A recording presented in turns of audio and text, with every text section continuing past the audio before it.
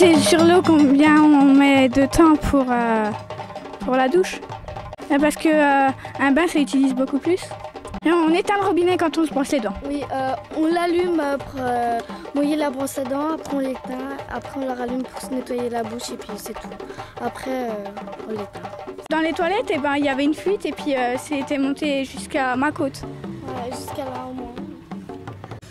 On a appris qu'il ne fallait pas mettre le frigérateur à côté du gaz, parce qu'une télé, ça augmente.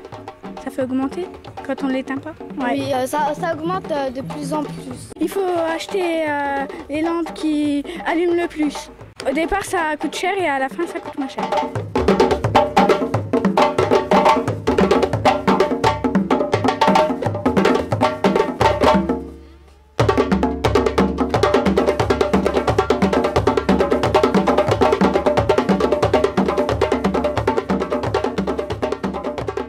Actuellement, je bois de l'eau de robinet, elle est bonne.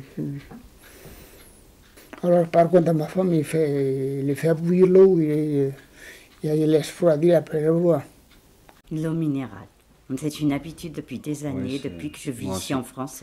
Depuis que je suis en France, je bois que de l'eau. Voilà. Bon, ça m'arrive une fois, mais des fois quand on est si on est en panne, on va utiliser l'eau parce qu'on n'a pas le choix. On va prendre un verre si on va boire un médicament, comme ça on est obligé de boire. Parce que le médicament ça se boit pas avec une limonade ou avec. Je veux dire, on prend un verre et mais c'est l'eau minérale. On va se servir au robinet, quoi. Tout le temps. Dans la vaisselle, on fait machin, à deux, c'est pas la peine de gaspiller aussi de l'eau. Par exemple, le linge, ma machine à laver, c'est pareil. Si on a de grandes l'hydrail, de machin, ça, mais la machine, mais si on a un kilote, un mouchoir, un préciosette, on ne va pas le mettre dans la machine à laver pour 3 pièces. On fait la lave-vaisselle à la main, avec 2 bassines. Voilà, une bassine pour laver, une bassine pour la traditionnelle, voilà, pour utiliser, utiliser le maximum de moins d'eau. Voilà, parce que sachant que 2 bassines, quand vous utilisez 2 bassines, vous utilisez facilement moins de 20 litres. Il tient quand même 10 000 heures à route. Il ne consomme rien, simplement l'allumage. Allemand, nous préférons laisser la journée allumée, qui consomme moins une journée allumée que rien que le bouton, tant que. Parce qu'il y a un condensateur, chaque nion, c'est eux qui le fait démarrer pour que ça fonctionne. On prend des ampoules économiques déjà au départ. Hein? Ça, c'est très important. On regarde si ces ampoules coïncident avec, par rapport à la luminosité, l'opacité de la pièce. On regarde aussi par rapport... par exemple, le couloir. Par exemple, le couloir, c'est une partie qu'on allume souvent, très souvent, parce qu'il est long, il est assez sombre, même si c'est du papier clair qu'on a mis, il est quand même assez sombre par rapport à la boiserie qui est occupée par ce couloir. Donc là, on prend des ampoules qui LED, des ampoules LED, parce qu'on est tout le temps en train d'appuyer dessus sur le petit truc et puis on allume. On prend des ampoules économie basse pour la cuisine, parce que la cuisine, je suis très souvent. Donc c'est en continu, c'est allumé en continu, donc voilà. C'est parce que je me semble que si on se coupe avec, c'est dangereux.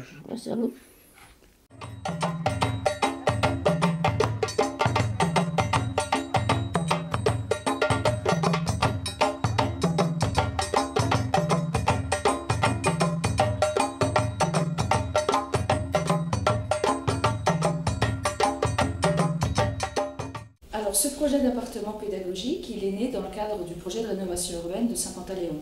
Parce que c'est vrai que comme je m'occupe du volet social, on s'est tous rendu compte qu'il y avait des réhabilitations exemplaires en termes d'économie d'énergie. Mais il me semblait important d'accompagner les habitants pour arriver à des économies qui seraient de l'ordre de 30 à 35%. Enfin, ça, c'est les chiffres annoncés. Donc, par rapport à ce constat-là, j'ai essayé de chercher différents interlocuteurs qui pouvaient travailler avec moi sur cette thématique. Donc, j'ai déjà cherché des techniciens, donc du côté des conseillers Info-Énergie. Après, j'ai fait appel à la chargée de mission de l'Agenda 21. Le service Agenda 21, pour ceux qui ne le savent pas, c'est donc le service consacré au développement durable qui montent des projets en relation avec diverses thématiques du développement durable.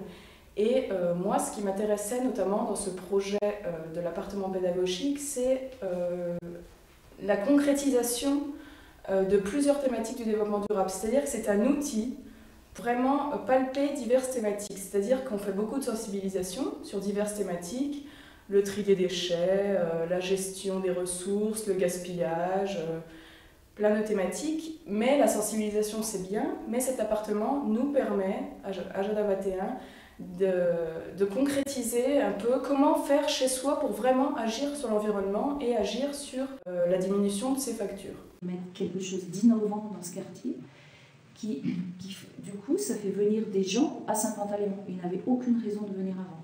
Là, on est déjà à peu près à 380 visites au niveau de cet appartement pédagogique.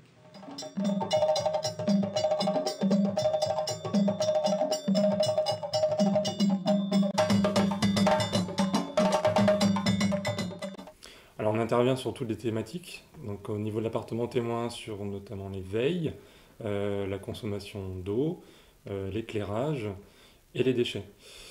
Au niveau de l'eau, il faut savoir qu'on a un bâtiment collectif, c'est là où s'inscrit justement l'appartement témoin de Saint-Pantaléon. Donc celle-là va vous coûter 51 € à la fin de l'année.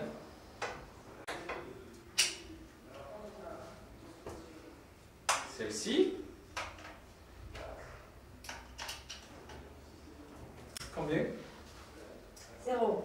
Non, 69. 69 €. Alors en habitat collectif, on consomme en moyenne 110 litres d'eau par jour et par personne. Donc déjà ça situe le contexte. Donc nous la question c'est comment réduire ces postes-là. Donc principalement au niveau des WC, au niveau des éviers.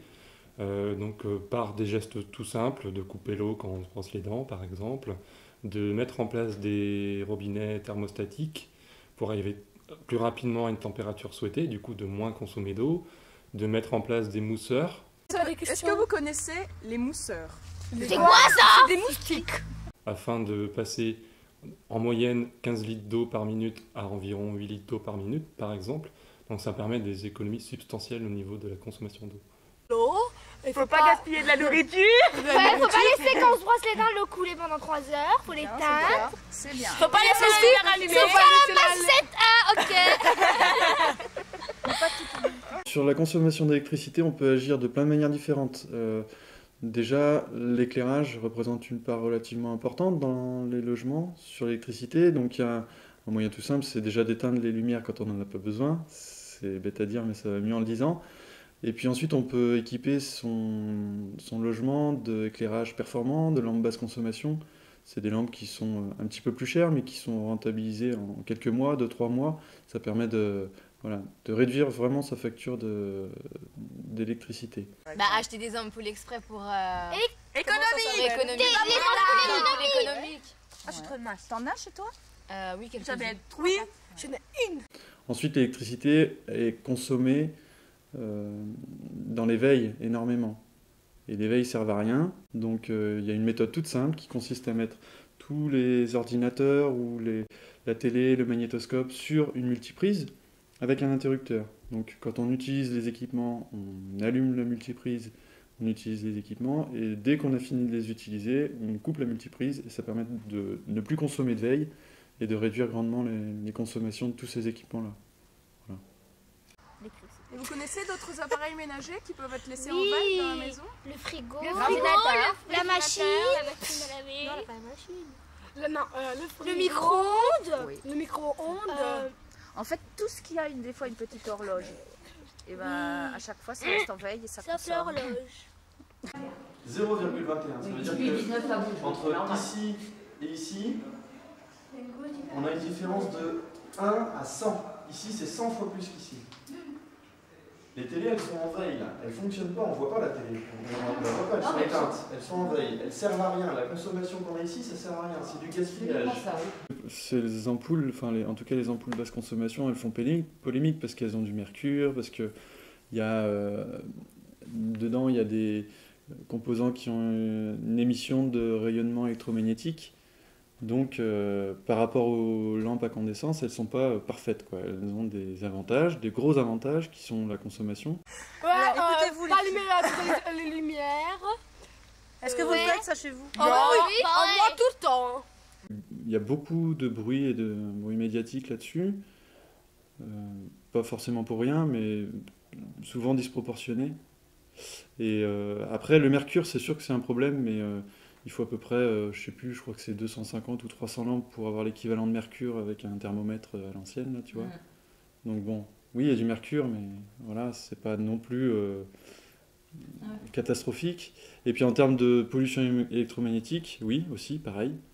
Il y a une pollution électromagnétique, donc il ne faut pas avoir une lampe juste à côté du cerveau comme ça toute la nuit, mais bon, je ne sais pas s'il y a beaucoup de gens qui dorment à côté d'une ampoule allumée. Il faut savoir qu'il y a de plus en plus d'équipements électroménagers, les ménages s'équipent de plus en plus, donc il y a 3 télés, une télé par chambre, il y a la chaîne Wi-Fi, il y a le modem, l'ordinateur portable, etc. Il y a de plus en plus d'équipements.